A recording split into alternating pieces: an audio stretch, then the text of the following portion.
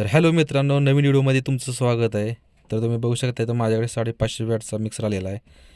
तर कस्टमर म्हणते मिक्सरचा हमिंगचा आवाज येतो जास्त याच्यातून. तर आपण बघणार आहे खोलून याच्यामध्ये काय प्रॉब्लेम झाला आहे. तर शेवटपर्यंत व्हिडिओ बघायचा आहे. तर मित्रांनो, तुम्ही इथं बघू शकताय डायरेक्ट करंट दिल्यानंतर आर्मेचरमध्ये खूप मोठं स्पार्क होतं आहे. याचा अर्थ असा आहे की याचा आर्मेचर गेलेला आहे. तर याचा आपण आर्मेचर चेंज करणार आहे आता. तर मिक्सर मोटर खोलायला सर्वात आधी खाली 4 नट असतात. मिक्सर बुशपाशी 4 नट असतात. ते 4 नट मी खोलून घेतोय. व्हिडिओ शेवटपर्यंत पूर्ण बघायचा आहे, तरच तुम्हाला समजेल आर्मेचर कसं बदलायचं, काय करायचं. घरच्या घरी तुम्ही आर्मेचर बदलू शकताय.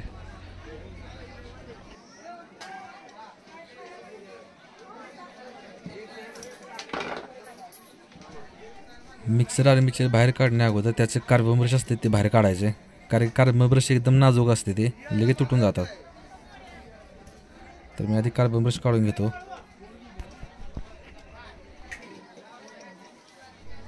काही मिक्सरमध्ये कार्बन ब्रश असं टाईट असते आतमध्ये. तर असे एक बायडिंग तार घ्यायचे आणि बायडिंग तारनं आतून बाहेर पुश करायचं आणि कार्बन ब्रश काढायचं.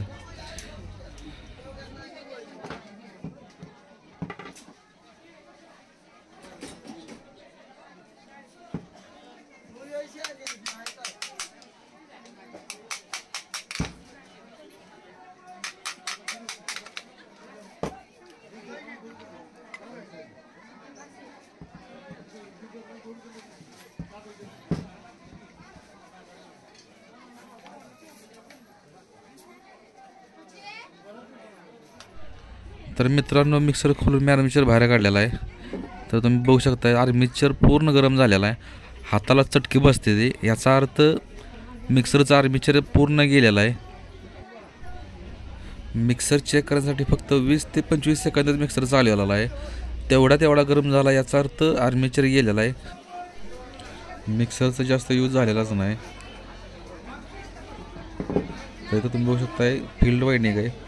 फील्ड वायडिंग थोडी असं ब्लॅक झालेलं आहे, पण फील्ड वायडिंग एकदम ओके आहे. फील्ड वायडिंगचा काही प्रॉब्लेम नाही. आर्मेचर गेल्यामुळं ते हमिंगचा आवाज येतो. आर्मेचर शॉर्ट झाल्यामुळं फील्ड वायडिंगसुद्धा गरम पूर्ण झालेला आहे, कारण की आर्मेचर शक्यतो जास्त करून खराब होत असतोय. तर मित्रांनो, तुम्ही बघू शकताय आर्मेचर मी नवीन आणलेला आहे. त्याच साईजचा आर्मेचर आणलेला आहे. 550 वॅटचा आर्मेचर आहे. तर तुम्ही दुकानात जाताना जुना आर्मेचर घेऊन जायचं आणि त्याच साईज आर्मेचर मागायचा आहे. या आर्मेचरची किंमत 280 ते 300 रुपये यामध्ये तुम्हाला आर्मेचर मिळून जाईल. आणि हाच साईजचा आर्मेचर आणायचा आहे. तर तुम्ही बघू शकता पूर्ण हा नवीन आर्मेचर आणला आहे मी. तर मित्रांनो, तुम्हाला आर्मेचर हा वाइंडिंगच्या दुकानामध्ये सहज मिळू शकेल. तर चला मित्रांनो, तुम्हाला मी दाखवतो आर्मेचर आता मिक्सरमध्ये आता सेट करूया. तर सगळ्यात पहिल्यांदा आर्मेचर बसवायच्या अगोदर त्याला थोडंसं 2 ते 3 थेंब ऑइल सोडायचं आहे, कारण की ऑइल सोडल्यानंतर त्याचं लुब्रिकेशन असतं ते व्यवस्थित होतं आहे आणि व्यवस्थित आर्मेचर बुशिंगमध्ये बसला जातो.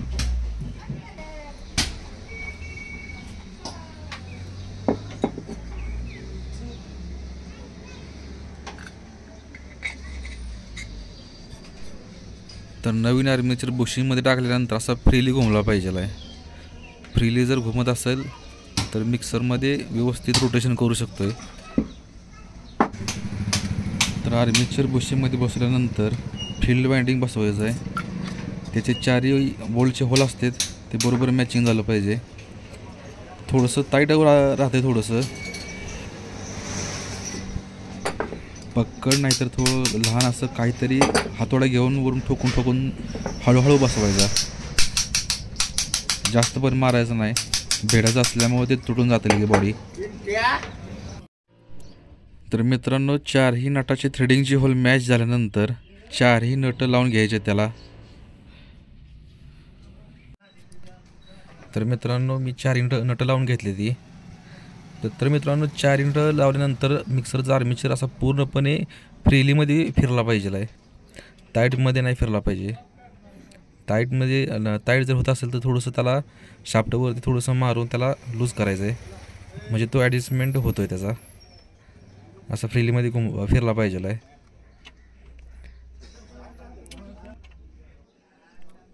फ्रीली शाफ्ट फिरायला लागल्यानंतर त्याला मागं जी गोळी असते, लोखंडाची गोळी असते, ती गोळी टाकायची. गोळी टाकल्यानंतर थोडंसं त्याच्यामध्ये ऑइल सोडायचं, कारण की ऑइल सोडलं की त्याला लुब्रिकेशन चांगलं होतं. जास्त सोडायचं नाही, 2 ते 3 थेंब फक्त सोडायचं आहे. आणि नंतर ॲडजस्टेबल जो नट असतो आहे, ॲडजस्टेबल नट लावायचा त्याला.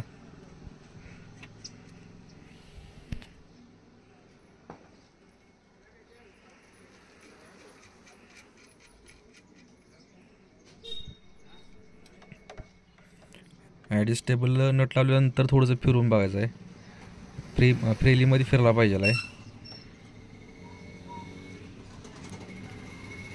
जर फ्रीलीमध्ये फिरत जर नसेल तर थोडासा ॲडजस्टमेंट नट थोडासा ढिला करायचा आहे.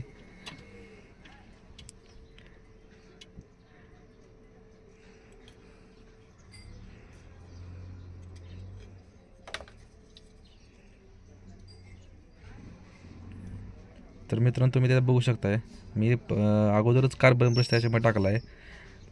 कार्बन ब्रश मी याच्यासाठी टाकला आहे की आर्मेचरचं जे सेटिंग असते ते बरोबर सेंटर भागी आलं पाहिजे. कार्बन बरोबर सेंटरमध्ये लागला पाहिजे आहे, मगच ॲडजस्टमेंट करायचं ते. कारण की जास्त खाली पण नाही गेला पाहिजे कार्बन ब्रश आणि जास्त वर पण आला नाही पाहिजे. जर का कार्बन ब्रश वर खाली झाले की कार्बन ब्रश खराब होण्याची शक्यता असते. त्याच्यामध्ये पकडीनं पूर्ण किंवा पाण्यानं टाईट करून घ्यायचं ॲडजस्टमेंट नट. आणि हा आता बघा पूर्णपणे फ्रीलीमध्ये फिरायला लागला आहे. तर मित्रांनो, त्याला कार्बन ब्रश टाकून घेतो मी. नंतर कार्बन ब्रश टाकायचे, याला व्यवस्थित त्याला टाकून घ्यायचं. मित्रांनो, मी कार्बन ब्रश हे जुनच वापरतो आहे, कारण की 50% कार्बन ब्रश खराब झालेत आणि 50% कार्बन ब्रश चांगले आहेत. त्यामुळे मी जुनच वापरतो कार्बन ब्रश.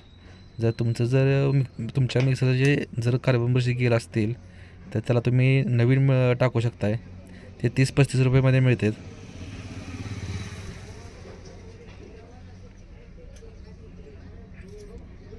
तर दुसऱ्या साईडला पण मी कार्बन ब्रश टाकून देतो.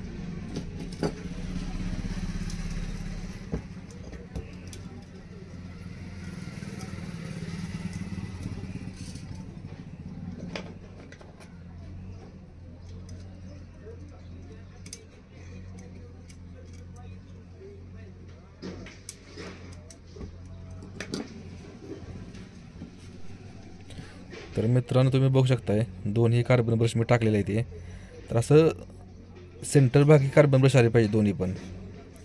आणि असं फ्रीलीमध्ये आर्मेचर फिरला पाहिजे आहे. असं फ्रीलीमध्ये फिरला पाहिजे आहे आणि सेंटरला कार्बन ब्रश आला पाहिजेत. तर मित्रांनो, तुम्ही बघू शकताय, तर AC करण्यावरती मी आता मोटर चालू केलेलं आहे. तर त्याच्यातून एकही स्पार्क निघत नाही. याचा अर्थ आर्मेचर चांगला आहे आणि काम पण चांगल्या पद्धतीने करतो आहे. नवीन आर्मेचर टाकलेला आहे मित्रांनो. तर तुम्ही अशा प्रकारे तुम्ही घरामध्ये मिक्सर तुम्ही रिपेअर करू शकताय.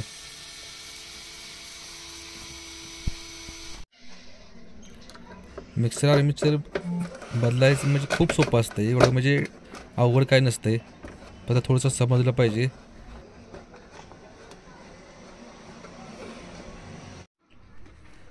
तर मित्रांनो, मिक्सरची मोटर बॉडीला जोडून पूर्ण वायरिंगवर झालेला आहे. आता याचा कपलर वरून पुश केल्यानंतर ते बसतं थ्रेडमध्ये.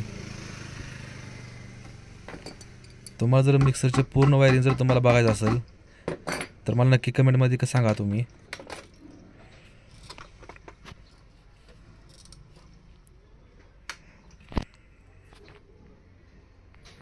मिक्सरमध्ये लाईट आले.